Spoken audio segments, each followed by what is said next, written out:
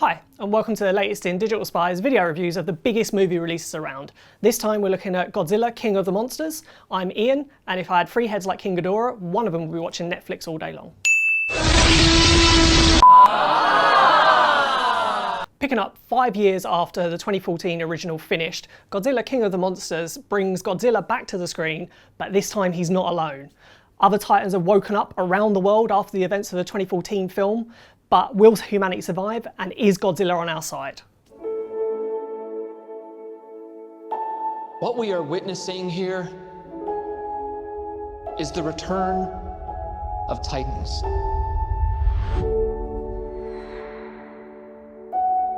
How many of these things are there? 17 and counting. That's messed up. The first thing to say is anyone disappointed with the 2014 version of Godzilla and its lack of monster-on-monster action won't be disappointed here. Where the 2014 Gareth Edwards version was playful and teased the Godzilla vs Muto battles and left it to one massive battle at the end, this pretty much just gets straight into the monster-on-monster action from about 30 minutes in, and it rarely lets up all the way across its 2-hour running time. Run.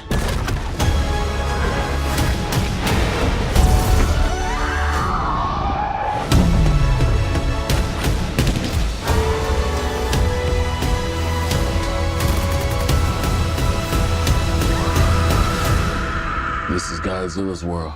We just live in it. Unfortunately, the battles definitely do not let the sequel down. They're huge, they're loud, you feel every crunch, and they're just often beautifully filmed. When everything slows down and you see Godzilla unleash his blue flame, it's basically art on screen. The problem is that because they happen so frequently across the movie, there's not enough variation at times, so you might feel as though you've seen it before come the movie's huge climax where all 4 Titans are on screen at once. There's still plenty to enjoy in that, it's just that it doesn't have the same wow impact as that first one of Godzilla taking on one of the Titans that has rebirthed. Mothra. Rodan. Ghidorah. Oh my. They're moving like a pack. They're hunting. They all respond directly to an alpha. We stop this Ghidorah. We stop them all. Is there another creature that might stand a chance against him?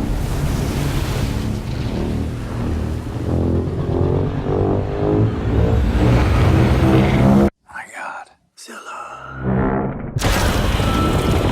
That being said, it's clear that the film has been made with a love to the original Godzilla, and we're talking the original Toho versions of Godzilla. Every single time one of the new Titans appears on stage, there are wonderful little soundtrack nods to the original scores, and there's plenty in there for Godzilla purists to enjoy. That doesn't take away from a casual viewer coming across, you can still enjoy it, it's just there's another level for Godzilla fans to take in.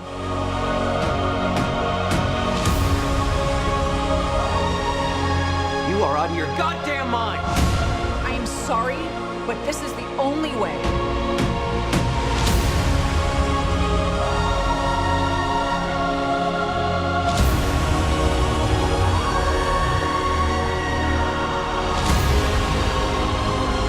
You're a monster. I'm sorry.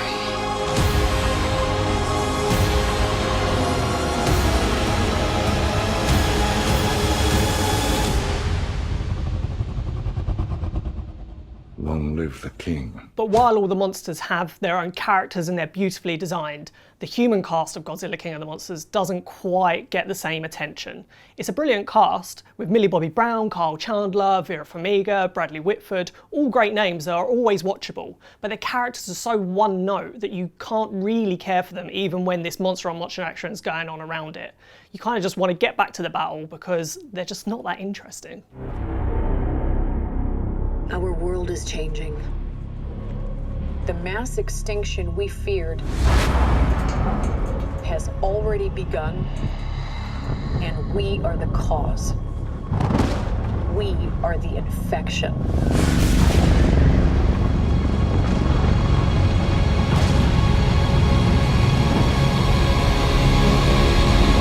None of them are bad, and they do their best with what they've got. And like we said, they're watchable even when their characters aren't that interesting. but you just wish there was just another level given to them that is given to the monsters. More attention to detail, and you'd have a human cast that you could care for alongside this amazing awe of these monsters. Our planet will perish, and so will we.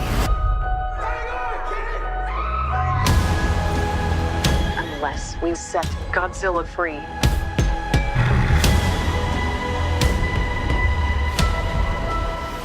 The same could be said for the plot. It's essentially just connecting details to get to the next monster-on-monster battle, which is fine, but you can't really connect to it when the script requires you to. Say when a character makes a heroic sacrifice, or when there's a big twist revealed, it doesn't have that impact that the monster battles have. It's just not that well thought out or layered, and it also suffers in comparison to recent plots that follow the same arc, which will be a spoiler to go into, but you'll know it as soon as the big twist is revealed. The Earth unleashed a fever to fight this infection. Its original and rightful rulers, the Titans. For thousands of years, these creatures have remained in hiding around the world. And unless all the Titans are found, our planet will perish, and so will we. They are the only guarantee that life will carry on. Godzilla fans will also know that King of the Monsters will be followed next year by Godzilla vs. Kong. But if you're wanting this film to set up that next instalment, it doesn't really. There's some stuff over the credits that you should really be paying attention to, but you won't be any clearer as to how Godzilla and Kong are going to battle it out in the next movie.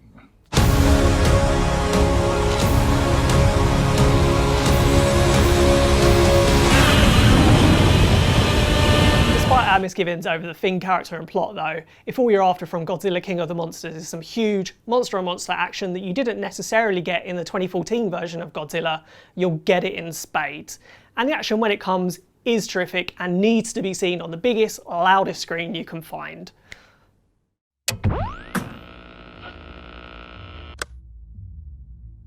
Hello?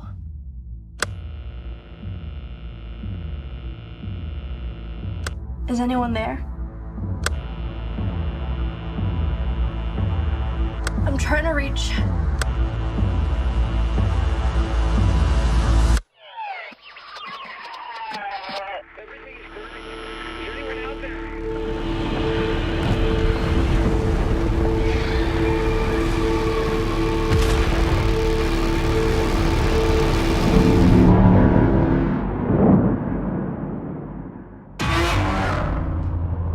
Senators, we believe that these Titans are just the tip of the iceberg.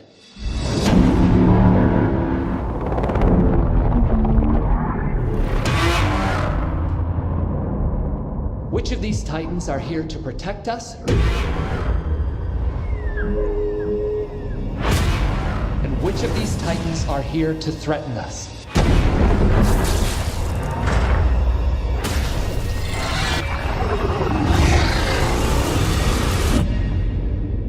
So you'd want to make Godzilla our pet? No. We would be his. Godzilla King of the Monsters is out in cinemas now. Thanks for watching. Don't forget to like and subscribe below for more of Digital Spy's video content. Bye.